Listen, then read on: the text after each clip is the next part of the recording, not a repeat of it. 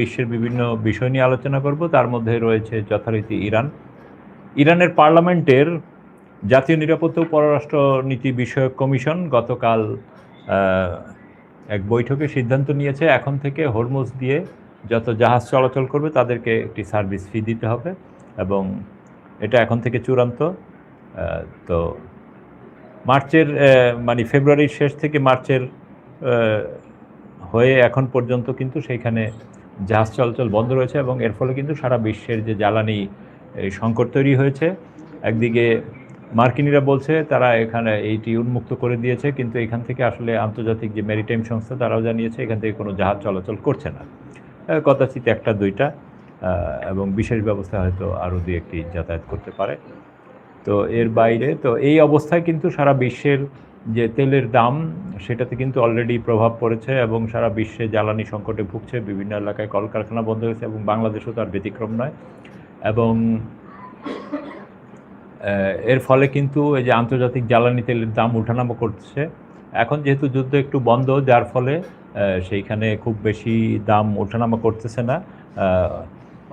অল্প কিছু গতকাল বা আজকের আমরা দেখেছি যে 1% আর কি তেলের দাম কমেছে, তাও সেটা $93.45 এবং $81.14 আছে, দুইটা ব্র্যান্ডেই। তো এর মধ্যে একটা খবর, যুদ্ধতে আসলে মুদ্রার অধপতন হয়, ইরানি মুদ্রারও কিছুটা পতন হয়েছে। গত সপ্তাহে যেটা ছিল মোটামুটি 18,65,000 রিয়াল $1, এখন সেটা 20 লাখ রিয়াল হয়েছে। তো এইটা আসলে খুব অস্বাভাবিক কিছু নয়, 20 লাখ 30 লাখ।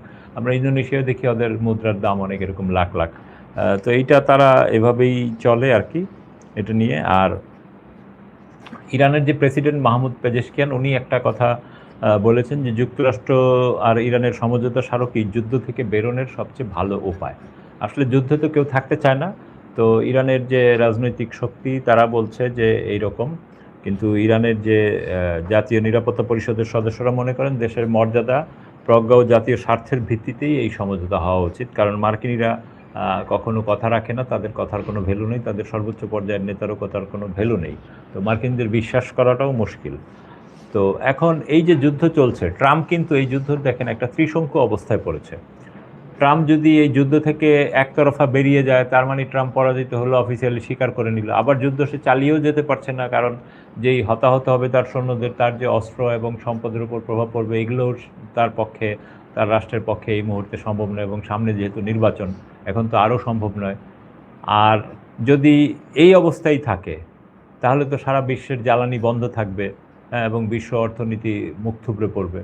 তো এখন সে কোন দিকে যাবে? তিন রাস্তার কোনো দিকেই যেতে পারছে না। এবং এই অবস্থার পরিপ্রেক্ষিতে আপনারা দেখেছেন যে পাকিস্তানের যে একজন সেনানায়ক আছে, তিনি স্বঘোষিত ফিল্ড মার্শাল আসিফ মনির, তো তিনি কিন্তু বলছেন, আজকে তিনি ইরান সফরে আছেন, তো তিনি ইরানের সফরে বেসিক্যালি যেটা নিয়ে গেছেন সেটা হলো এই বিষয়টা যে কিভাবে আবার যুদ্ধ বন্ধ করে এই এলাকায় শান্তি ফিরিয়ে আনা যায়। তো স্বাভাবিকভাবে ইরানে তিনি গেছেন, ইরানের শীর্ষ পর্যায়ের নেতৃবৃন্দের সাথে প্রেসিডেন্ট, পররাষ্ট্রমন্ত্রী, তারপরে স্পিকার এবং নিরাপত্তা কাউন্সিলের যে প্রধান মেজর জেনারেল মোহসেন রেজাই, তাদের সাথে বৈঠক করবেন। তো ইরানিরা তাদের কথা শুনবেন, শুনে হয়তো তাৎক্ষণিক তো আর কিছু বলবেন না, হয়তো বলতে পারেন যে ঠিক আছে, আপনাদের ইসলামাবাদ সমঝোতা স্মারকেই তো আমরা সই করেছিলাম, সেইখানে ফেরত যান। তো সেই ক্ষেত্রে ইনি কী বলবেন এবং ট্রাম্প কী বলবে? সেই সমঝোতা স্মারক মেনে নেওয়া তো ট্রাম্পের আবার পরাজয়ের স্বাদ গ্রহণ করা। ট্রাম্প কি সেই পরাজয়ের স্বাদ মেনে নেবেন? অথবা ইরানিরা তাদের কথা শুনে কোনো কিছুই বলবে না, ঠিক আছে আমরা জানাচ্ছি, যার ফলে ইনি চলে আসবেন। তো সব দিকেই কিন্তু আমেরিকার এখন ত্রিশঙ্কু অবস্থা। আর আসিফ মনিরের এই সফরে হয়তো আরেকটা বিষয় নিয়ে তিনি আলোচনা করবেন, যেটা গতকাল আমরা সংবাদ মাধ্যমে দেখেছি, মক্কা জোট। সেই মক্কা জোটে ইরানকে অংশ নেওয়ার আমন্ত্রণ হয়তো তিনি অফিসিয়ালি দিবেন সামনাসামনি। তারপর সেটা কি হয় দেখা যাক। তো আমরা যদিও এই ধরনের জোটের আসলে কার্যকারিতা কতটুকু সেটা মুশকিল, কারণ তুরস্কের স্থাপনার ওপর ইসরায়েল হামলা চালিয়েছে সিরিয়াতে, এবং সেইখান থেকে কোনো কিছুই আশা করা যায় না। আবার এদিকে সিরিয়ার পররাষ্ট্রমন্ত্রী পাকিস্তান সফরে গিয়েছিলেন, সেইখানে গিয়ে তিনি পাকিস্তানের পররাষ্ট্রমন্ত্রীকে রিকোয়েস্ট করেছেন ইরানের সাথে যেন তাদের একটা সমঝোতা করে দেয়। আবার এই লোক ইসরায়েলের গোয়েন্দা সংস্থা মোসাদের প্রধানের নেতৃত্বে একটি দলের সাথেও বৈঠক করেছেন। সেইখানে তিনি ইসরায়েলের সাথে কীভাবে একটি চুক্তিতে, নিরাপত্তা চুক্তিতে পৌঁছা যায়, এগুলো নিয়ে আলোচনা করেছেন। তার মানে সিরিয়ার অবস্থান তো এখন বহুমুখী। সে একদিকে ইসরায়েলের সাথেও থাকতে চায়, আবার টার্কির সাথেও আছে, আবার এদিকে পাকিস্তানের সাথে, ইরানের সাথে, সবার সাথেই জোট মিলাতে চায়। তো এগুলো আসলে বাস্তবে কতটুকু সম্ভব সেটা মুশকিল। তিনি বলেছেন যে আমরা কূটনীতির হাত বাড়িয়ে দিলাম, ইসরায়েল দেখি কূটনীতি গ্রহণ করে কিনা। ইসরায়েলের ক্ষেত্রে তো এগুলো গ্রহণ না গ্রহণ কিছু আসে যায় না। আর যেটা বলছিলাম যে পাকিস্তানের যে জোট, সামরিক জোট, 1950 সালেও কিন্তু কমিউনিজম দমনের জন্য পাকিস্তান, টার্কি, ইরান, ইরাক এবং ব্রিটেনের সমন্বয়ে একটি জোট হয়েছিল। কিন্তু সেই জোট দেখা গেছে 15-20 বছরেই তাদের খুব বেশি হাসপাস অবস্থা দাঁড়িয়ে যায়। এবং 71 সালে বাংলাদেশ যখন পাকিস্তান থেকে স্বাধীনতা যুদ্ধ হয়, তখন তো বাংলাদেশ পূর্ব পাকিস্তান ছিল, তখনও তো এই জোট তাদের কোনো কার্যক্রম ঠিক করতে পারেনি। হ্যাঁ, তো ভবিষ্যতে এটা কি হবে, আর কারণ হলো ইতিহাস, ভূগোল এবং অর্থনীতি, এগুলো হলো কূটনীতির একটা মৌলিক বিষয়। তো এইসব বিষয়কে পাশ কাটিয়ে হুটহাট একটা জোট করলো আর সেই জোট সফলতা লাভ করবে, এটা খুবই মুশকিল। কারণ তারা বাংলাদেশকেও এই জোটে অংশ নেওয়ার আমন্ত্রণ জানিয়েছে।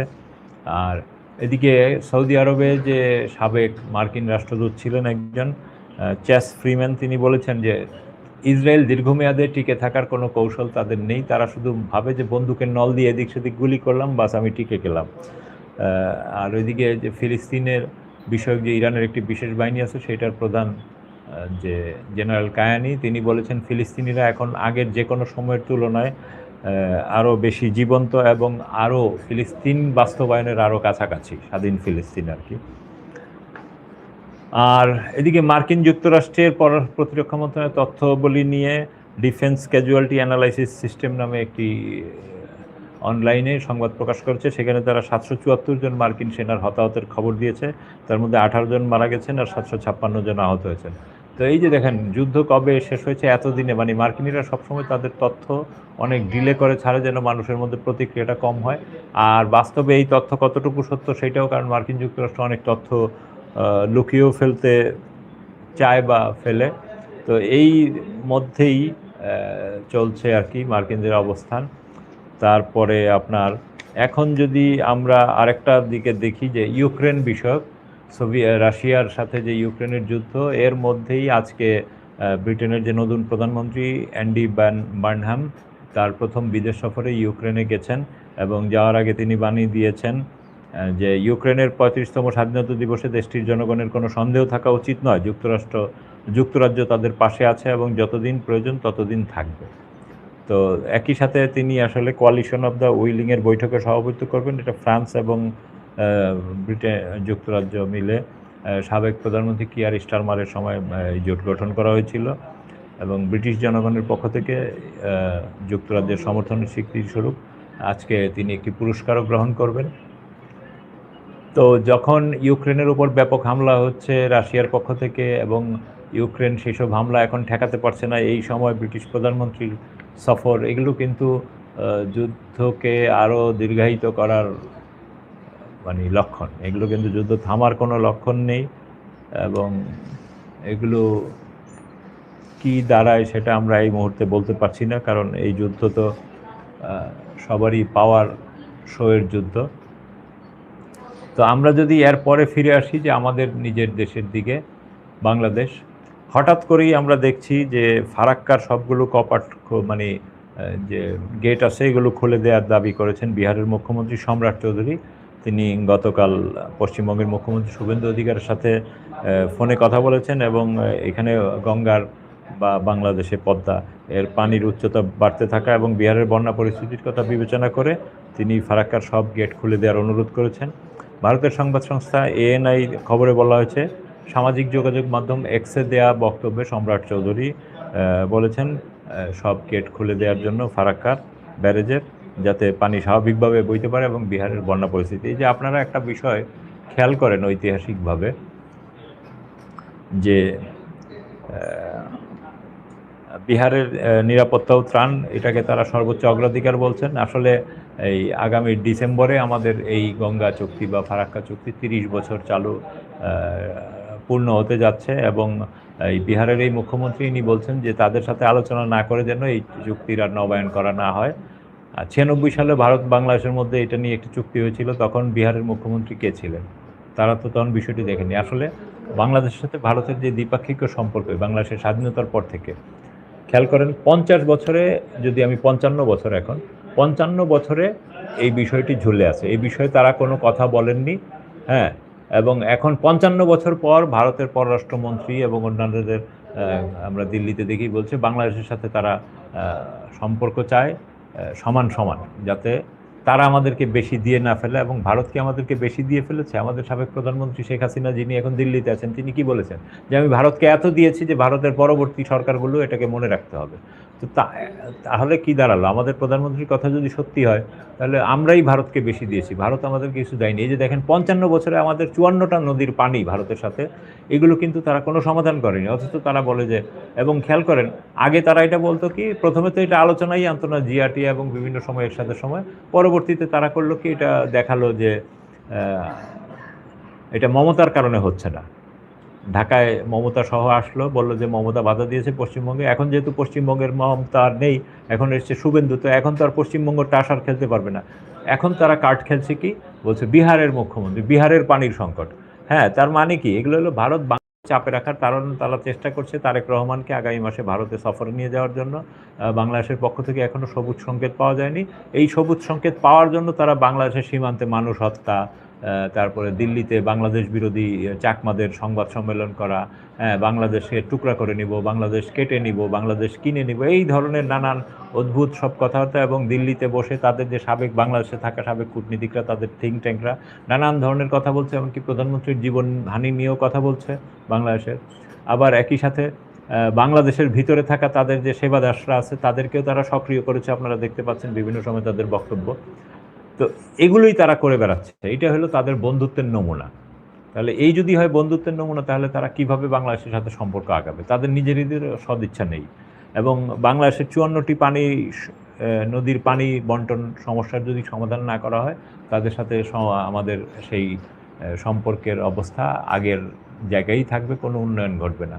তো এই ব্যাপারে তাদেরকে আরও সদিচ্ছার প্রমাণ দিতে হবে। বাংলাদেশ কিন্তু কখনোই এইসব ব্যাপারে কোনো বাধা হয়ে দাঁড়ায়নি। বাংলাদেশ শুধু তার নিজের অধিকারটাই চেয়েছে, এবং তারা আমাদের এই অধিকারটা, আমাদের ন্যায্যতাটা তারা দিতে পারেনি এবং দেয়নি। তা এখন দেখা যাক সামনে কি হয়, আমরা সেই অপেক্ষায় রইলাম। আপনারা সবাই ভালো থাকবেন, সুস্থ থাকবেন, আবার দেখা হবে। খোদা হাফেজ। আসসালামু আলাইকুম, আশা করি সবাই ভালো আছেন। ইরান দুটি বড় হুমকি দিয়েছে, আমি একদম সরাসরি কথা বলবো। ইরানের প্রথম হুমকি হলো আমেরিকা হরমুজ প্রণালীতে সমুদ্রে যে ব্যারিকেড বা বাধা সৃষ্টি করেছে এবং ইরানের জাহাজগুলোকে চলাচল করতে দিচ্ছে না, সে ব্যারিকেড তৈরিতে যদি আশপাশের কোনো দেশ আমেরিকাকে সাহায্য করে, তবে আমরা সবার আগে আক্রমণ করব। এমন নয় যে আমরা হামলার জন্য বসে থাকব, বরং আমেরিকার সেই সহযোগী দেশের উপর, তাদের স্বার্থের উপর এবং তাদের অবকাঠামোর উপর আমরাই প্রথমে আক্রমণ করব। আমরা তাদের পাইপলাইন উড়িয়ে দেব, তাদের তেল শোধনাগার বা অয়েল রিফাইনারিগুলো ধ্বংস করে দেব। ব্যারিকেড নিয়ে হরমুজ প্রণালীকে কেন্দ্র করে ইরানের এটি হলো প্রথম হুমকি। এরপর আইআরজিসি এর শীর্ষ কমান্ডার দ্বিতীয় হুমকিটি দিয়েছেন। আপনার স্ক্রিনে যাকে দেখতে পাচ্ছেন, তিনি একজন আইআরজিসি এর শীর্ষ কমান্ডার। তিনি বলেছেন, আমেরিকা আমাদের বিরুদ্ধে অর্থনৈতিক নিষেধাজ্ঞা আরোপের চেষ্টা করেছে এবং এর জন্য বড় প্রস্তুতিও নিয়েছে। যে সমস্ত আশপাশের দেশ আমাদের অর্থনীতিকে ক্ষতিগ্রস্ত করতে এবং আমাদের ক্ষতি সাধনে আমেরিকার পক্ষ নেবে, আমরা তাদের উপরই আক্রমণ করব। আল্লাহু আকবার। আমরা তাদের উপর আক্রমণ করব এবং আশপাশের অর্থাৎ আরব দেশগুলোর স্বার্থ, তাদের তেল শোধনাগার এবং পাওয়ার প্লান্টগুলোতে হামলা চালাবো। এই কমান্ডার আরও বলেছেন যে আমরা কখনোই শত্রুকে আমাদের মাটিতে পা রাখতে দেব না এবং কোনো অবস্থাতে আমরা শত্রুর সামনে আত্মসমর্পণ করব না। ما جنگ طلب نیستیم ولی به هیچ وجه تسلیم نخواهیم شد. جانانه از ملتمون دفاع میکنیم. ما نیروهای مسلح تا آخرین قطره خونمون رو هدیه ملت ایران میکنیم و اجازه نمیدیم پای اینها. তার বক্তব্যটি বেশ দীর্ঘ। তিনি আরও বলেন, ওমানের সাথে আমাদের যে আলোচনা চলছে তা হরমুজ প্রণালী খুলে দেওয়ার চুক্তির সাথে সম্পর্কিত নয়। ওমানের সাথে আমাদের আলোচনা সম্পূর্ণ আলাদা। হরমুজ প্রণালী খোলা বা না খোলার সাথে এর কোনো সম্পর্ক নেই। শরীরটা ভালো নেই, তবু হঠাৎ আপনাদের সামনে এসে দাঁড়াতে হয়েছে, কারণ পরিস্থিতিটা এমন তৈরি হয়েছে। এ সিনিয়র আইআরজিসি কমান্ডার বলেছেন, আমরা এতদিন আমেরিকার সামরিক ঘাঁটি ছাড়া তাদের অন্য কোনো স্বার্থে আঘাত হানিনি। আমরা কোনো আমেরিকান কোম্পানির উপর হামলা করিনি। আমেরিকার সাথে যুক্ত বড় কোনো ইন্ডাস্ট্রির উপর হামলা চালায়নি এবং মধ্যপ্রাচ্যে আমেরিকার যে সমস্ত তেল শোধনাগারে আমেরিকা সরাসরি যুক্ত আছে সেগুলোতেও আমরা আক্রমণ করিনি। কিন্তু আমাদের বিরুদ্ধে যদি শত্রু আমেরিকা অন্য কোনো ষড়যন্ত্র করে তবে মনে রাখবেন, পুরো যুদ্ধে আমরা এতদিন শুধু আমেরিকার সামরিক ঘাঁটিতে হামলা করেছি। এখন থেকে আমরা আমেরিকার কোম্পানিগুলোর উপরও আক্রমণ করব। আমেরিকার ইনভেস্ট করা যে কোনো কোম্পানিতে আমরা হামলা করব। তিনি আরও পরিষ্কার করে বলেছেন, যেসব জায়গায় আমেরিকার যুদ্ধজাহাজ নেই আমরা সেই জায়গাগুলো থেকে এখনও আমাদের তেল বিক্রি চালিয়ে যাচ্ছি। যেমনটি আমি বললাম, তিনি অনেক কথাই বলেছেন, তার সাক্ষাৎকারটি বেশ দীর্ঘ, তাই আমি আপনাদেরকে পয়েন্ট আকারে বলছি। তিনি আরেকটি বড় তথ্য দিয়েছেন। তিনি বলেছেন ট্রাম্প কতটা বড় মিথ্যাবাদী তা আজ গোটা বিশ্ব জেনে গেছে। গত 6 মাস ধরে এই যুদ্ধ শুরু হওয়ার পর থেকে এবং এর আগেও আমি আপনাদেরকে বলে আসছি যে ডোনাল্ড ট্রাম্প কত বড় মিথ্যাবাদী। আইআরজিসি এর সিনিয়র জেনারেল কমান্ডার আরও বলেছেন, যেভাবে আমেরিকা এখন আমাদের উপর হামলা করছে এবং আমাদের কাছে তখনও পারমাণবিক অস্ত্র ছিল না, তা দেখার পরও বিশ্বের বড় বড় দেশগুলো পারমাণবিক অস্ত্র তৈরির দিকে ঝুঁকে পড়েছে। আইআরজিসি কমান্ডার যেন ডোনাল্ড ট্রাম্পের মুখে ছাই ছুঁড়ে মেরেছেন। এই দেখুন, আবারও ট্রাম্প মিথ্যা প্রমাণিত হলো। তার প্রমাণ এই যে আইআরজিসি এর সামরিক কর্মকর্তারা তাদের ভূগর্ভস্থ বেসমেন্টের মিসাইল সাইটে গিয়ে দেখিয়ে দিয়েছেন যে আমাদের কাছে প্রচুর মিসাইল রয়েছে এবং আমাদের মিসাইল উৎপাদনের কাজ অবিরাম চলছে। মনে রাখবেন, ওই ডোনাল্ড ট্রাম্প ঘোষণা করেছিলেন যে আমরা ইরানের সামরিক বাহিনীকে ধ্বংস করে দিয়েছি, নৌবাহিনীকে শেষ করে দিয়েছে, মিসাইল শেষ করে দিয়েছে, রকেট শেষ করে দিয়েছে, ড্রোন শেষ করে দিয়েছে এবং ডিফেন্স সিস্টেমও ধ্বংস করে দিয়েছে। এখন দেখা যাচ্ছে ওই গোলাপি শূকরের ইজ্জতই ধূলিসাৎ হয়ে গেছে। ইরান এখনও পুরোপুরি শক্তিশালী। ডোনাল্ড ট্রাম্পের অবস্থা এখন কি হয়েছে রিপোর্টে দেখে নিন। আমেরিকান সেনাবাহিনীর সেক্রেটারি, হ্যাঁ, আমেরিকার সেনাবাহিনীর সেক্রেটারি পদত্যাগ করার প্রস্তুতি নিচ্ছেন। ডোনাল্ড ট্রাম্পের কাজকর্ম ও কথাবার্তায় বিরক্ত ও ক্ষুব্ধ হয়ে মার্কিন সেনাবাহিনীর সেক্রেটারি পদত্যাগ করতে চলেছেন। এবার সংযুক্ত আরব আমিরাতের ভীতি দেখুন। মেট্রো থেকে রেকর্ড করা একটি ভিডিওতে দেখা গেছে ইউএই এর ভেতরের তেল শোধনাগারগুলোকে তারা পুরোপুরি জাল দিয়ে ঢেকে দিচ্ছে, যেমনটা রাশিয়া ইউক্রেনের ড্রোন থেকে বাঁচতে করে থাকে। এর ফলে ইরান যদি এর উপর ড্রোন হামলা চালায় তবে ড্রোনটি ওই জালের উপরেই বিস্ফোরিত হবে এবং তেল শোধনাগার অক্ষত থাকবে, ক্ষতিগ্রস্ত হবে না। মশাই, এই বিলাসপ্রিয় আমেরিকানদের একটু বুঝুন। আমেরিকার যে ডিফেন্স মিনিস্টার বা প্রতিরক্ষা মন্ত্রী, তার যে নির্লজ্জ স্ত্রী, তার আসল রূপটা ফাঁস হয়ে গেছে। ছবিটা একবার দেখে নিন। ইনি হলেন আমেরিকার প্রতিরক্ষা মন্ত্রীর স্ত্রী। পেন্টাগনের ভেতরে তথাকথিত কিচেন ক্যাবিনেটের মতো মার্কিন প্রতিরক্ষা মন্ত্রীর স্ত্রী হামলার পরিকল্পনা বা অ্যাটাক প্ল্যানের জন্য সিক্রেট মিটিংয়ে বসে আছেন এবং নিজেই স্টাফ বা কর্মী পর্যন্ত বাছাই করেছেন। হ্যাঁ, ঠিকই শুনছেন। এর আগে ইরানের উপর যে হামলাগুলো হয়েছিল তাতে আমেরিকার ডিফেন্স মন্ত্রীর এই স্ত্রী স্বয়ং ইরানের উপর আক্রমণ চালানোর মিটিংয়ে উপস্থিত ছিলেন। এমনকি ইরানের উপর হামলার জন্য যে টিম বা দল গঠন করা হয়েছে তার সদস্যদের তিনি নিজে পছন্দ করেছেন। বুঝতে পারছেন এদের বিলাসিতা, এদের উচ্ছৃঙ্খলা বা আস্ফলন এখনও থামছে না। আপনি একটা দেশের উপর আক্রমণ চালাচ্ছেন, অথচ আপনার স্ত্রীর সরকারি কোনো পদ বা এখতিয়ারি নেই। আপনি হয়তো বলবেন, বাহ, লোকটা কত ভালো স্বামী, স্ত্রীকে কত গুরুত্ব দিচ্ছে। ভাই, এটা কোনো বুদ্ধিমানের কাজ নয়। ঠিক এ কারণেই যখন এ খবর প্রকাশ্যে এলো তখন আমেরিকার ভেতরের সমঝদার ও সচেতন মানুষেরা এর বিরোধিতা করেছেন যে প্রতিরক্ষা মন্ত্রীর স্ত্রীর এতে কাজ কি। ভাই, তার ওখানে কাজটাই বা কি? কোনোভাবেই এর কোনো মানে হয় না। তিনি আড়ালে থেকে ইরানের উপর আক্রমণ পরিচালনা করাচ্ছেন। এ কারণে এখন খোদ আমেরিকাতে নতুন করে হুলস্থুল ও বিতর্ক শুরু হয়ে গেছে। এদিকে ইরানের সংসদ সদস্য ইব্রাহিম রেজাই টুইট করে বলেছেন যে আমরা সংবাদ মাধ্যমে এমন রিপোর্ট দেখেছি যেখানে দেখা যাচ্ছে শত্রু দেশ কাতার, কুয়েত, আমিরাত এবং অন্যান্য আরব দেশগুলোতে তাদের এয়ারক্রাফট, ড্রোন, ফাইটার জেট এবং ফুয়েল ট্যাঙ্কার মোতায়েন করে রেখেছে। আরব দেশগুলো নিজেদের ঘরকে মার্কিন সৈন্যদের জন্য আস্তানা বা বাংকারে পরিণত করেছে। এরপর আমরা যখন কোনো পদক্ষেপ নেব তখন এ সমস্ত দেশ যারা নিজেদের ভূখণ্ডকে শত্রুর জন্য বাংকার ও আমেরিকার জন্য সেফ জোন বানিয়ে ফেলেছে তারা যেন আমাদের সামনে কোনো কান্নাকাটি না করে। ডোনাল্ড ট্রাম্প এখন আমেরিকানদের আশ্বস্ত করছেন, তাদের সাফাই গিয়ে বেড়াচ্ছেন। এখন তার সাম্প্রতিক বক্তব্য শুনুন। জনগণের সামনে এ ধরনের বক্তব্য সে দিতেই থাকবে, কারণ সামনেই তো নির্বাচন আসছে। তবে নিজের কথার মাধ্যমেই এই ট্রাম্প ফেঁসে যাচ্ছেন। সে বলছেন নিউক্লিয়ার থাকলে তো, কিন্তু নিউক্লিয়ার তো ইরানের কাছে ছিলই না। গত 40 বছর ধরে নেতানিয়াহু এবং আমেরিকার সমস্ত সরকার এই ষড়যন্ত্র ও ফন্দি এঁটেছে, ভুয়ো গুজব ছড়িয়েছে। আর শেষ পর্যন্ত ক্লান্ত ও বিরক্ত হয়ে তুমি নেতানিয়াহুর কথায় বোকামি করে ইরানের ওপর হামলা চালিয়ে দিলে। ফলাফল কি হলো? কি পেলে তুমি? সম্মান ধূলিসাৎ হলো। আমেরিকায় এখন ডোনাল্ড ট্রাম্পের সমর্থক মাত্র 33%। কেউ তার কথায় আর বিশ্বাস করে না। সে তার সমস্ত বিশ্বাসযোগ্যতা হারিয়ে ফেলেছে। সবাই জানে আর গোটা বিশ্বের কাছে তার সমস্ত সম্মান চলে গেছে। এখন তার নিজের গদি হারানোর ঝুঁকিও তৈরি হয়ে গেছে। তাহলে ভেবে দেখুন, সারা বিশ্বে নিজের দাদাগিরি দেখানো এবং যে কোনো দেশ বা জিনিস পছন্দ হলে তা জোর করে কেড়ে নেওয়ার এই গুন্ডা আমেরিকা আজ কি অবস্থা করছে ইরানের। পরিস্থিতি এমন দাঁড়িয়েছে যে ট্রাম্প এখন শুধু টুইট করে খেলছে, যুদ্ধক্ষেত্র থেকে পালিয়ে এখন সোশ্যাল মিডিয়ায় টুইট করে বেড়াচ্ছে। এই দেখুন, তার পোস্টে আরেকজন ব্যক্তি কমেন্ট করেছে যে আমরা হরমুজ প্রণালী থেকে প্রায় 100টি জাহাজ বের করে নিয়ে এসেছি, আর ডোনাল্ড ট্রাম্প সেই পোস্টটি রিটুইট করে দিয়েছে। বুঝতে পারছেন সে কতটা অর্থহীন কাজ করছে এবং কতটা অসহায় ও দিশেহারা হয়ে পড়েছে। তার এই ছটফটানিটা অনুভব করুন। ইরানের পার্লামেন্ট স্পিকার মোহাম্মদ বাকির গালিবাফ খুব বড় একটা কথা বলেছেন এবং একটি বড় তথ্য ফাঁস করেছেন। এই দেখুন, তিনি একাধিক টুইট করেছেন। তিনি বলেছেন যে আমরা প্রতিবেশী দেশগুলোর কাছ থেকে লাগাতার বেশ কিছু বার্তা পাচ্ছি। তারা এখন আমাদের সাথে নতুন নিরাপত্তা চুক্তি করতে চায়, আমাদের সাথে বাণিজ্য করতে চায় এবং অর্থনৈতিকভাবে আমাদের সাথে কাজ করতে আগ্রহী। অঞ্চলের দেশগুলো এখন বুঝে গেছে যে কি আসল আর কে নকল, তাই তারা সম্পর্কগুলোকে নতুন রূপ দিতে এবং সব কিছু ঠিকঠাক করতে চায়।